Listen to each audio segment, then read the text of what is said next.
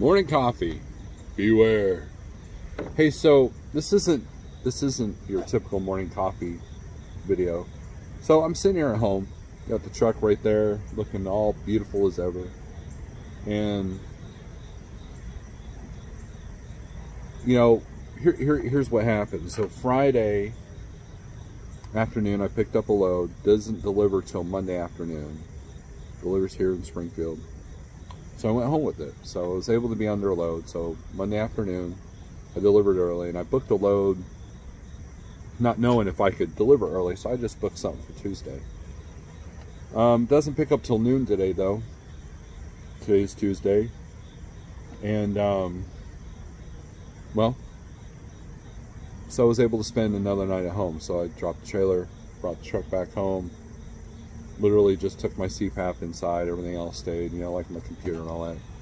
And then was able to spend one more night in my bed, and one more morning, talk with my wife before she had to go to work, and just, you know, enjoying the breeze, enjoying this, you know, Mother Nature, and being able to cook my own breakfast and have my own coffee, right?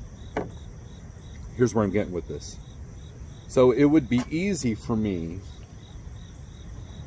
to think about the situation. Like, okay, this is kind of cool being at home. This is kind of cool, you know, sleeping in my own bed, right? Been able to sleep in my own bed for the last 4 nights. And it would be really tempting if my business wasn't doing so hot to think that a day cab job would be the answer, a local job. And there was a time where I looked into that, like before I became an owner operator, I looked into that. And first of all, the first challenge is nothing in a day cab job around here pays worth the darn. There's so many CDL holders here in Springfield that the really good day cab jobs just don't have the turnover rate. And so the ones that you can find are usually third shift, and they're usually 15, 16-hour days, you know, if you count the time commuting to work. And so working third shift, 15 hours a day for a job that has absolutely no flexibility just didn't appeal to me. I had several friends that tried that. They went that route and they didn't like it either.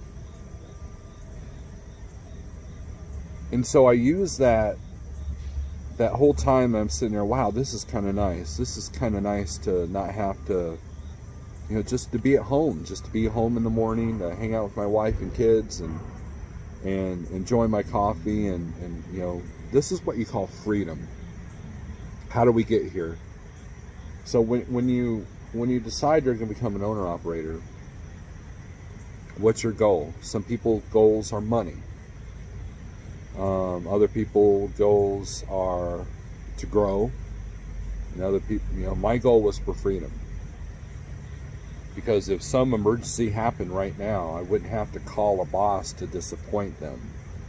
If something happened here, or you know, anything in that nature, I have the freedom to just do it. I have the freedom to just, you know, so the whole point I'm getting at this is that the better you can manage your business, the better you can set it up. In other words, keep your costs low.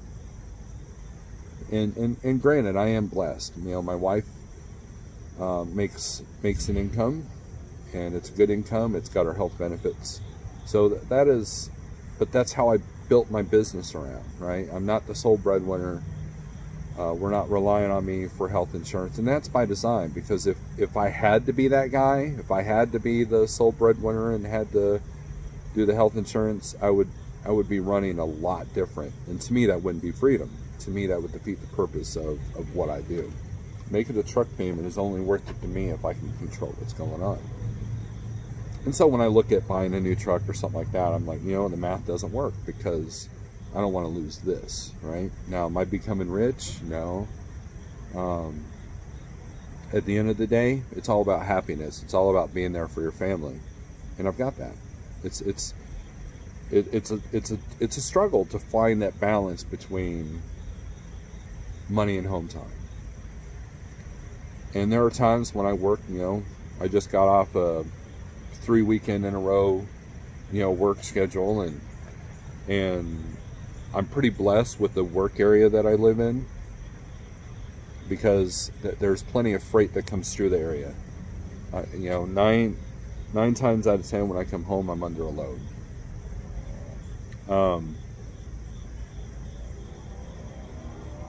And this weekend was no different.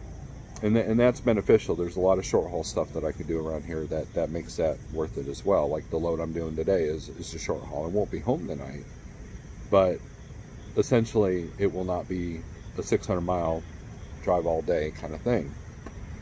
And you know what? And I'm making double of what my daily rate is with the rates that we're getting right now.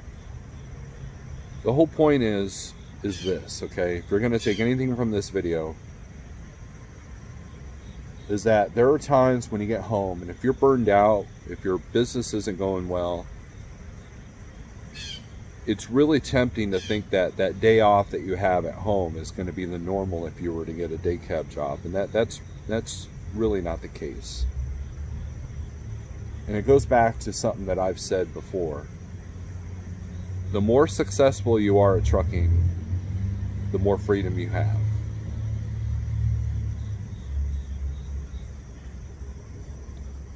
And I know my limitations. I know what my weaknesses are and my strengths are, and I'm working on both of them, right? How do you learn? You fail, right? But it's really easy to get in the trap of, if I'm at home, this is cool, I don't want to work. And I've been in that trap. I've done that. That's what I did in 2018. I didn't utilize my time good enough.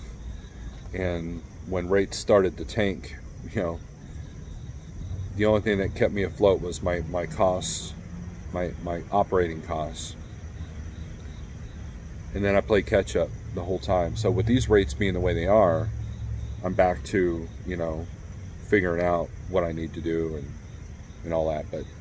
But anyway, it's just a I don't know if you call this a quick video, but just some thought, you know, because I was sitting there talking to my wife this morning, and I've been able to sit on my porch and enjoy watching the birds and drink my coffee and just, you know, and just really count the blessings in my life. And it's real easy to get caught up in that trap, like, well, you know, if I had a day cab or if I didn't have to run a business, you know, I could do this every day. And I'm here to tell you, no, you can't. You know, the reason why I was able to sit on the porch today, the reason why I'm able to do this video from in front of my house, in front of my truck, is because I am being successful at being a business person. I designed my business around this system so I can have this. Now that also means I'm not driving the newest pickup. It also means I don't have all the toys. It also means I don't have a $200,000 house. But in the end, what good are those things if you're burned out, depressed, alone, full of anxiety? Nope, that's not me. Because in the end,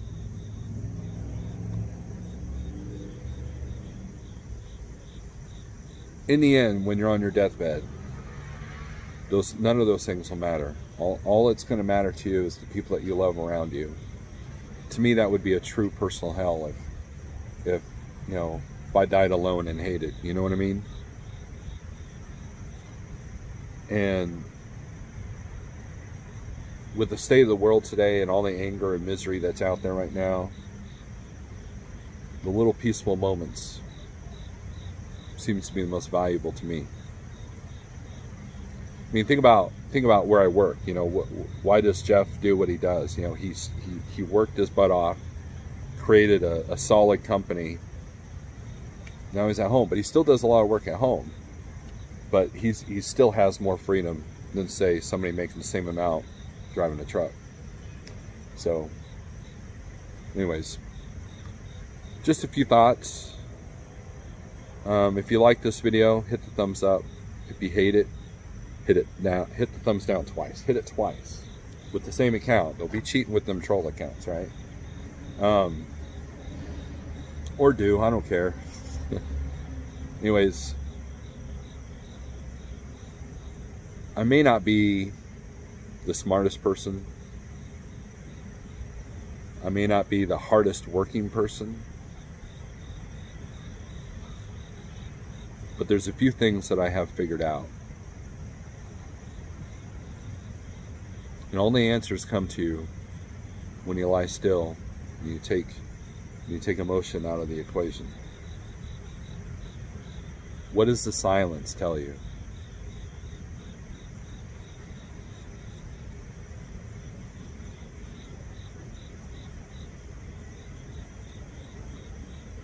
Peace.